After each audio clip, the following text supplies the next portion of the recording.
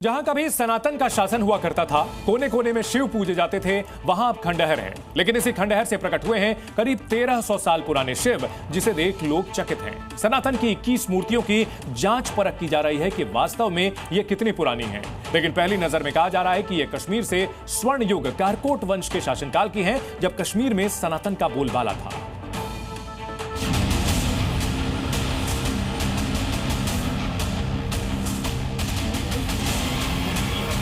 20 से 22 मूर्तियाँ यहाँ से बरामद हुई हैं, यहाँ पे निकली हैं। कहाँ पर? इस जगह से। इस जगह जी।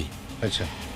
तो उसके बाद हम उनके साथ पुलिस स्टेशन तक गए और उनके हवाले करके हम खुद घर आ गए। ये मैं बना रहा था, मैंने इनको आवाज़ दी। हम 2-4 बंदे थे यहाँ उस टाइम। हमने इधर से खुदाई की तो जो ये सामने वाला है, तो इसके सामने से वो हमने नीचे से बराई निकाली, इसमें वो डाला वगैरह, तो हमें यहाँ से वो मूर्ति 10-20 निकल आई, एक साथ में जमा करके रखी थी। ये मिट्टी अपनी गोद में हजारों सालों की सनातनी परंपरा के शिव संभाले बैठी थी। ये 21 मूर्तियां सनातन की वो निशानियां हैं जो अनंतनाग में खुदाई के दौरान मिली। जम्मू कश्मीर के अनंतनाग में एक बड़ी खोज हुई है। यहाँ सालिया क्षेत्र में करकूट नाग नाम के पवित्र झरने के पास लोक निर्माण विभाग के मरम्मत कार्य के दौरान जमीन से प्राचीन हिंदू मूर्तियां और शिवलिंग मिले हैं। इनमें 11 शिवलिंग, एक देव मूर्ति और कुछ धार्मिक चिन्ह शामिल हैं।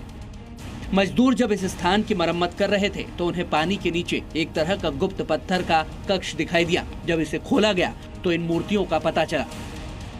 ये खोज उस वक्त हुई जब घाटी में पारंपरिक तीर्थ स्थलों के पुनरुद्धार की मांग उठ रही है। इस स्थान की ऐतिहासिकता को देखते हुए जम्मू कश्मीर के अभिलेखागार, पुरातत्व और संग्रहालय विभाग की टीमें इस स्थल का निरीक्षण कर रही हैं।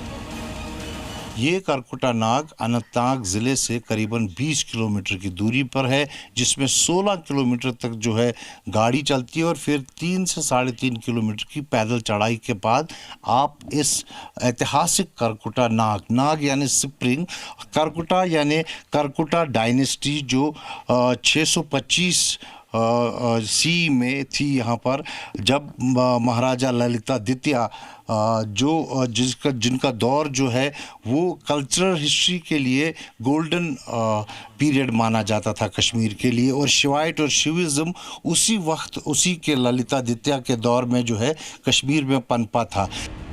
इन मूर्तियों को अब श्रीनगर भेजा जाएगा, जहां उनकी उम्र और उत्पत्ति का पता लगाने के लिए वैज्ञानिक परीक्षण किए जाएंगे।